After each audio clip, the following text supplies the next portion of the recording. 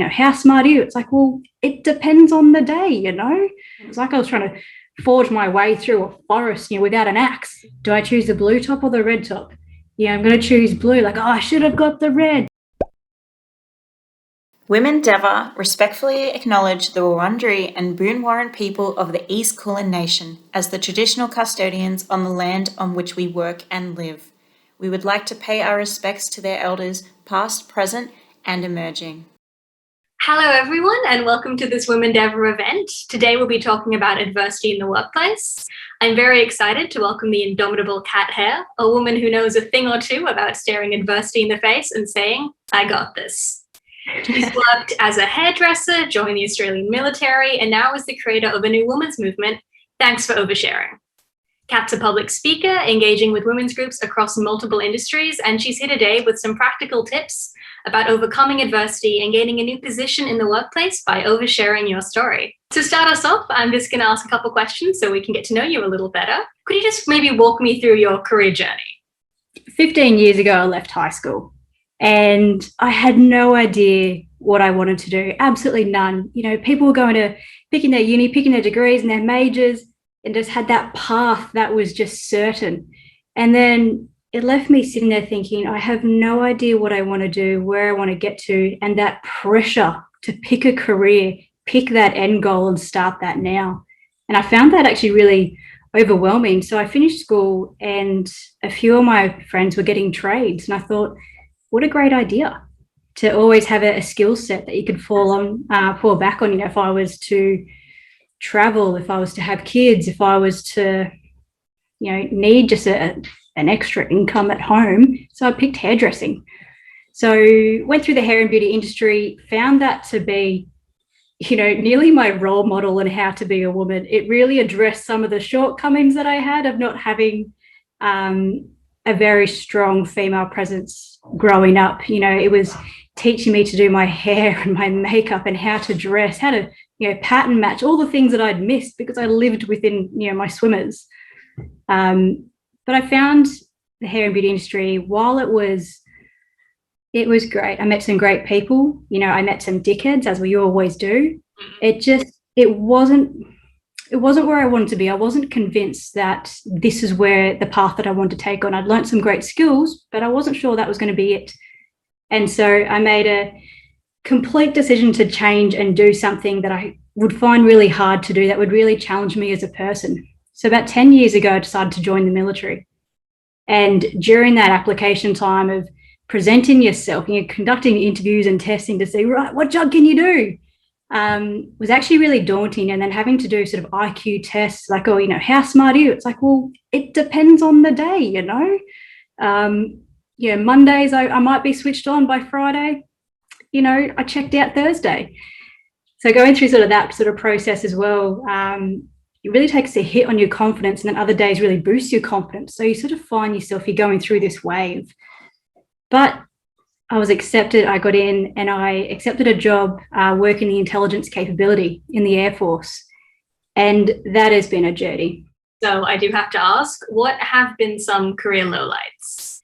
A few years ago, I put in an accusation against another defence member, and I accused them of, sexual harassment, abuse of power. The list went on and on and on. And I say accusation because it was the verdict that it's sort of hard to word, right? Because it's, I can't name the person, I can't name the event, I can't name the other things. It's all under the privacy policy. But I can say that my experience sucked. From my perception, I had a really awful time. I felt, physically attacked, mentally attacked, completely suppressed. And then, at the end of the findings, where it was sort of determined that the perception of the group wasn't accurate. But you know what? I understand that, but I took a huge hit on myself then. It meant that everything I said and did, I questioned. I thought, did I bring this on myself? Did I cause that? Did I do that? Was this my fault? And that's what sort of led to my downfall into 2018. It took a couple of years to get there. a fight every time, just pretending to be okay, pretending to be nice. I had amazing support around me. It was phenomenal, the friends and colleagues that stepped up and were there for me, no matter, there was no sides, there was no right and wrong. It was just support for everybody throughout the process. And I think that's what made me hold on for so long as well, is that there was so much support, but I didn't process. I think that's the right word. I didn't process some of the shit. I didn't process, the feeling of, essentially being told that it didn't happen and that I was a lie or that I caused that. And it affected everything. It affected my work, the conversations that I had, because people kept wanting to talk about it and bring it up. It affected my, not progression in an official sense, but in terms of my actual capability. I didn't feel like I could perform and be at work because I felt so shit. It affected my relationships because I kept thinking, I'm going to tear this guy down. I've just been told that I'm the problem, so I'd destroy these relationships with these phenomenal people. I let friendships down because I just felt like I couldn't emotionally connect anymore. I was still processing all this hurt. And it was really, really hard, really, really hard. And that's what led me to 2018, where an option on the table for me was suicide. Yeah, it is really hard when you have to take responsibility almost for other people's actions, and sort of it becomes your job to process, as you said, what's happened and to somehow manage your feelings to make sure that no one else is upset or hurt when that same courtesy was never given to you. It's just, unimaginable. Yeah, it was tough. It's more, there was no clarity. I think that's what really got me, is I didn't know which way was right or which way was wrong. I just felt really confused about the entire situation, and just couldn't clear out my thoughts or my feelings, or step forward. That was what really sort of held me back. I held myself back. I just couldn't process it. Do you have any advice for other people who are maybe facing similar challenges in their own workplace? Yeah, definitely.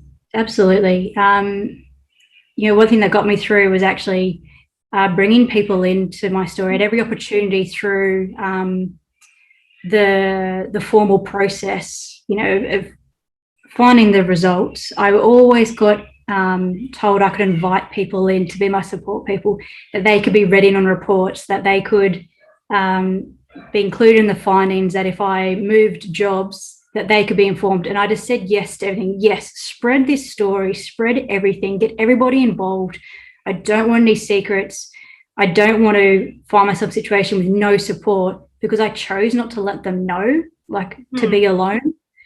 And so that'd be the first thing I'd say to other women in situations where adversity is staring in your face and you don't have the clarity to turn around and be like, I'm going to be okay and I've got this. It took me a while to get that. First thing was support and just oversharing and everything that you possibly could. Second thing is actually then leveraging that support. I woke up some days and thought, you know what? I can't get out of bed today. My phone would ring, I'm not answering that phone. Mm-hmm. But because I'd told people my story and what was going on, they knew how I was feeling, what was going on, so they could approach me, they could support me in different ways, knowing now where my boundaries were, and just knowing that I was loved and cared for. Even though, on paper you could tick that box, yep, someone loves me, but then actually seeing that, in a moment where you really had so much self-doubt about who you are as a person. So spreading your story to get that support, leveraging that support. And then the third one, I think, is really finding those mentors. We kick straight off the bat with having those role models and mentors. And I think that's also where I struggled to progress, is that I didn't have that female role model to be like, have you ever had this situation? What do I do? It felt like I was the first person going through it, even though, of course, I wasn't. It's what it felt like. It's what it felt really scary to make a decision or to take any actions in case I got something wrong, because there wasn't a path I was following. It was like I was trying to forge my way through a forest, without an axe. It wasn't working. So third thing, definitely find those mentors, find those role models, people who have been in those situations before, and it gives you hope that, you know what, you're going to be okay and you can do this. And it took me a long time to find those women, not because they weren't there, because I wasn't looking. So definitely, if anyone's having any trouble, go find these mentors. Anyone. There could be someone you could access at work that you can go have a conversation with. It could be someone on the other side of the world that, you know, you can sit in on their webinars, you could read their books, anything. There's people's stories are out there, and you go and find them. Find the people that resonate with you, that motivate you to keep moving forward and know that you're not alone in this world. Yeah, absolutely. Like this idea of community. Yes. As a place where you can, sort of begin to thrive and heal. Absolutely. Yep. All right, so just zooming out for a bit to talk more generally about the different things you've learned and maybe some reflections. While things are getting better, what are some of the challenges you think women are still unfortunately having to face in the workplace today? In the workplace, you've still got, I think that sex side is still quite scary and still quite confronting. You know, I've been sometimes being considered like a material possession, you know, an object of someone's desire, or being scared to show yourself, not to, you know, go to work in your bikini, but just to not have the confidence to wear what you'd like to wear that make you feel good and actually show who you are. You know, it's not a get your tits out moment. It's a I'm wearing a figure hugging dress because I feel amazing. I love this color. The material is beautiful. So I think that's still the challenge that we face. I definitely know it's a challenge that I face, that I really hesitate to show my body, show my presence, show my femaleness, because I'm, you know, I think, you know, in reality, it's a reflection of how I was feeling in 2018, that I was the cause of all these problems because of who I was. So I'm still trying to go through those barriers. I think other women coming into the workforce, you know, sometimes all it takes is one comment from a complete dickhead to be like, oh, nice legs, you know, or just something that sort of makes you look at yourself and think, oh, did I not dress with care today? Am I showing too much? Am I not quite right? Is this not an acceptable standard? Like, you start to question yourself. And that's the most damaging thing we can do as women, is that we turn that on ourselves and just accept what they said as true, you know, without even questioning them. And then we question ourselves. So this is the biggest battle we face. You know, whenever we hit conflict in the workplace, because it's really what it is, right? Adversity is conflict. We get in that space and someone says something, they do something, I was going to say does something. I'm really good at English. They do something and it hits you like a brick wall, and it makes you stop dead in your tracks and think, what have I done? Is this me? Did I do that wrong? It's like, no way. Lesson number one, never take anything, you know, at face value as true. Investigate it first. You know, actually take it and be like, okay, this is how it's made me feel. Why do I feel that way? Is it because I'm a little uncomfortable? I'm sort of, you know, wearing something a bit, you know, different than what I would normally wear. I'm trying to test my style out, test my identity out. Is it because of an experience that I had, you know, like me, I'm just feeling a bit like, oh, you know, it's a bit of a tender spot, that one. Or is it this person projecting onto me their own assumptions, their own standards, their own beliefs, their own bullshit? Are they being a dickhead just because they're not part of your tribe, right? They're not going to make you feel good. And so whenever you have that moment at work, that conflicting moment where adversity looks in your face, be like, cool, it's not me. I'm happy with who I am. And that's a really hard position to gain. It takes time, it takes practice, it takes the support of all these incredible women around you to look at those comments, you know, receive those looks with just a blank, okay, you have that perception, and you make a decision. Is that something that you need to address? Do you need to address it right there in that conversation of like, hey, that actually makes me feel a bit rubbish. I don't think that's appropriate. You know, just address it, have that conversation.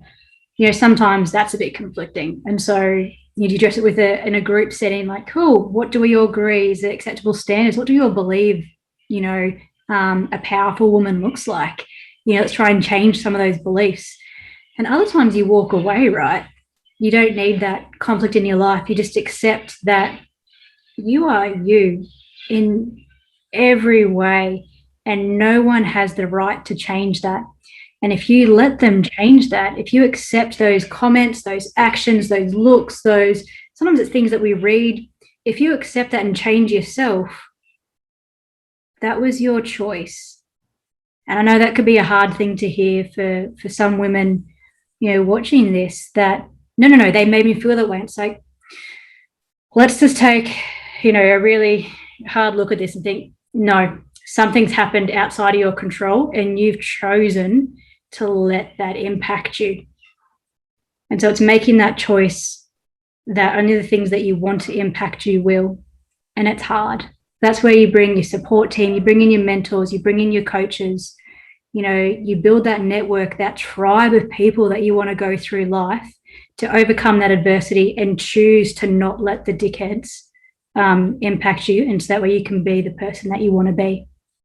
Yeah, it's some really great strategies, because it can be really, really hard to sort of not let other people affect you, especially when you are sort of in a position where you're not feeling your most confident. Maybe it's a new environment. And yeah, I think it's just also an important reality check to have to hear, basically, of, ultimately you have a choice about whether or not this is going to affect you today. And sort of learning to make that choice. Hard thing, but definitely a good thing. It's hard. It is really hard. But I think the sooner that you know that you have a choice in how you feel and how you want to receive something, the sooner you can start working on empowering yourself to make that decision, to make the choice that's best for you. And I think, I learned that so late. I learned that, everybody else's judgments and opinions and perceptions of me were right and everything about me was wrong. And so I had to accept and change all the time. And it was really hard to find who I wanted to be, because I kept, choosing to accept everything that was coming my way as, they must be right. They know more than me. They've experienced more than me. All this stuff, and so I became this hot mess of Kat, of, I don't know anything really about myself. I'm trying to mimic all these other women because I must be wrong. And so it took me a long time to learn this. And it isn't a Kat epiphany. It's a proven fact. You choose how you want to respond, and it's through association. And so the sooner you take that lesson on board, like, okay, if you can take one thing out of today's chat, it's to make a choice. Every time something happens, it's just to make a choice. And it's only ever a yay or a nay, accept or deny. And as soon as you empower yourself to make that choice, you're on your road to success. You're on your road to beat adversity, at that first engagement. And that's incredible as, new workforce, people coming, like yourself, graduating uni, going into the workforce thinking, how do I do this? What if something happens? I don't have, what if they turn around like, oh, no, we don't like purple hair, or whatever. And it's like, don't, I can choose to let that wash over me and be like, but I love purple hair. Excellent. Let's have a conversation about this now, knowing that I'm no longer emotionally distraught over something that somebody said. It really empowers you to make a step forward that's best for you. Absolutely. Yeah, you started your business, Thanks for Oversharing, with the aim of empowering women. How are you achieving this? So Thanks for Oversharing. It's like a communication hub for women to get to know their story. We often tell stories that aren't true, right? I can't do that. I have no confidence. I don't have those skills. Like, I have no idea, how this works. Well, if we smash ourselves, we tell ourselves these stories. And yet I know if I just dug just under that surface a little bit, you'd be able to tell me about experience that you've had that tell me that you are competent, that you are capable. Might be able to put you in a, save the baby situation. You're able to lift that car off because you've had that experience before. There's so many things we don't give ourselves credit for. And that's what Thanks for Oversharing does. It's leveraging off my own experiences from keeping my true self hidden, keeping my true stories hidden, and then now oversharing them in complete, authenticity, but with structure. Story has a phenomenal structure. And whenever someone tells you a story, they go through the situation, their character building, they bring in that adversity. Sometimes it's that dickhead.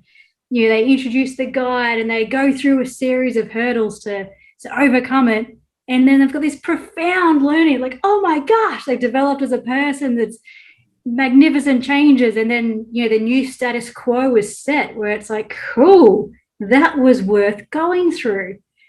And so that's what I'm bringing into Thanks for Oversharing. It's finding your voice, and then it's better to share that story with structure to actually make an impact.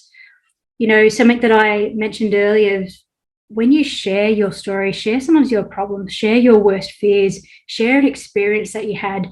We naturally use the story structure, but when you do share it, you connect with people. You find people that relate, and they're like, oh my gosh, I had no idea about that about you. Can you introduce me to that person? Can we go do this together? You're all of a sudden building your tribe through phenomenal and deep connection. That is the power of story. And so that's what Thanks Oversharing is trying to achieve. So you can actually make an impact in the world that you choose, and all through just being your authentic self, because we as women are rubbish at being our authentic selves. We battle daily. My self-talk is just so mean some days. It's like I just need to shut her up. And so it's addressing that and being confident to address that. Being a credible person, it's having that clarity of thought and clarity of words, and it's connecting with people and having control of the words that I use and the impact that I want to have. Because I don't just want to empower one woman, I want to empower every woman, so you can have the impact on the world that you want to as well. And it starts with being you, and then it goes to sharing your story. And so that's what I'm helping women do. Brilliant. No, it sounds like a really, really valuable thing to start doing, which I do feel like once you start learning to share stories and be more authentic, like anything with practice, it gets a little easier each time you put yourself out there. To finish off, one final question. Is there any advice you'd like to give our audience? I think I'd like to really actually share the 5 steps to success. And it's something that I learned, and I realized it was actually step 1 that I was stuck on for so long. So step 1 is actually making a decision, and it's making a decision that is quick and is easy. Quite often we spend months trying to make decisions, and we backflip, we make it, and then we're like, oh, and actually the other side, and like, nope, make a decision and stick to it, because when you stick to it, you'll make it work, you'll make it right. Do I choose the blue top or the red top? I'm going to choose blue, like, oh, I should have got the red, but then you find everything that matches with the blue, you make it work for you. Same with meals, same with the workplace. If you apply for a job, but the dream job came up, make a decision and make it work for you. Second part is commitment, actually committing to that. So it's been proven that if you commit to your decision for long term, such as I'm going to be a confident woman forever, all of a sudden that has more meaning to you, because it's going to be for the rest of your life. It's not what it's going to be for a day or for a week or for a month. You've got this. So making that commitment, and what solidifies commitment is taking action. So doing something that makes you feel more confident, doing something that really feeds that decision, to cement that in your mind of like, no, we've made a decision and we've committed to it by taking action, by taking a step forward. The third one's building your success team. So we've spoken a lot today about mentors and supporters, building those role models out. And I call that your success team. So it's identifying the people that you can go to for support. Sometimes it's friends, it's family, it's colleagues that, if you were to be sent to jail, if you could call them and be like, come get me, and there'll be no questions asked, they'd come get you. It's those type of people. But we also want mentors that could be global. It could be that you find through their books. It could be in person. It could be through their podcasts. Find those mentors in the journey that's similar to what you think you're going to go on, and learning everything about them. Also part of your success team is your coach.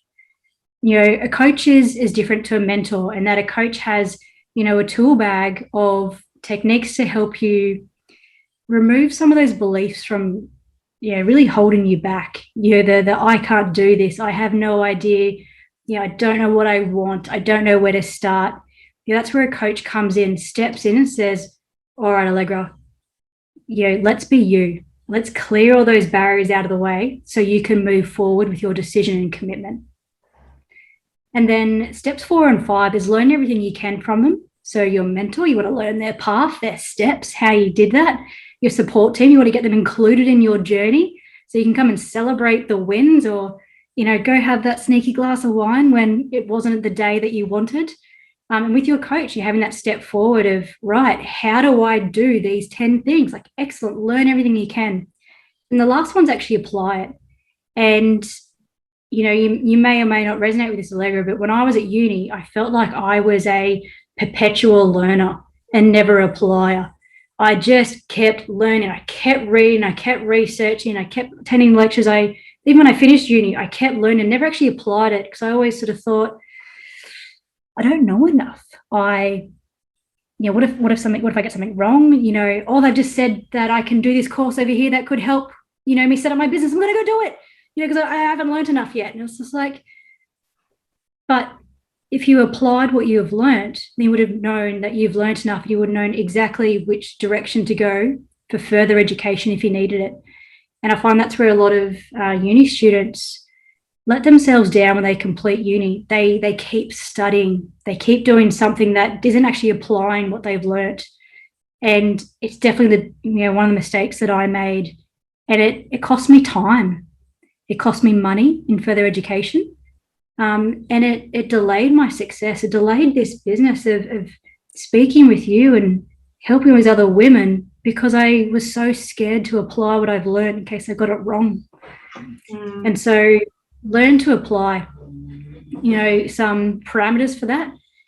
I found that applying what I've learned in safe situations, forming those little community groups, maybe it's a storytelling group, maybe it's a presenting group, maybe it's a research group, maybe you'll do an assignment or a project on the space that you want to work, just in that really safe space where, if you're not open to failure yet, I definitely encourage you to embrace failure.